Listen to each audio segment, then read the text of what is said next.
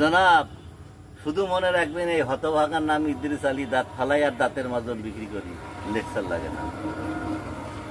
কারণ বাজারে মেলা রকম মাজন আছে, তাই এই সমস্ত মাজন ছেড়ে এই হতভাগার মাজন কেন নিবেন? ও কাকা, কেন নিবেন? কারণ আছে, কারণ আছে। কারণ কি জানেন?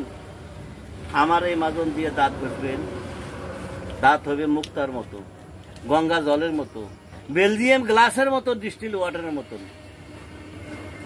আবার আমার মাজন দিয়ে দাঁত ঘষবেন না, বহুত রকম পার্শ্ব প্রতিক্রিয়া আছে। যেমন আমার মাজন দিয়ে দাঁত ঘষবেন না, দাঁত পরে অল্প বয়সে বৃদ্ধ হবেন। শুধু তাই নাই, চোখে মুখে অন্ধকার দেখবেন, রাত্রে কালা জ্বর আসবে, উঠলে বসতে পারবেন না, বসলে উঠতে পারবেন না, ওঠা বসা করতে রাতের ব্যথায় আপন স্ত্রীও মা হয়ে দেখবেন, মা ও বাবা আর বাসন না। তো দাঁতের ব্যথায় যদি স্ত্রীকে মা বলি ডাকা হয়, ও স্ত্রী তালাক হয়ে যায়, তাহলে ক্ষতিটা কয় ভাগে হল? আরে আপনি যে এই লোক এই কথা বলছেন, হ্যাঁ, এই লোকে তো দাঁতে নাই। আমার ওই জন্য তো মনে হয় ওনা একটু উপদেশ দেয়, উনি যদি আরো দিয়ে একজনকে বলে যে দাঁতের যত্ন করো, দাঁত হলো অমূল্য সম্পদ। যে জিনিস জন্মের পরে এসে মৃত্যুর আগে চলে যায়, তারে ধরে রাখা অত সোজা নয়। সেটা কি? সেটা হলো দাঁত।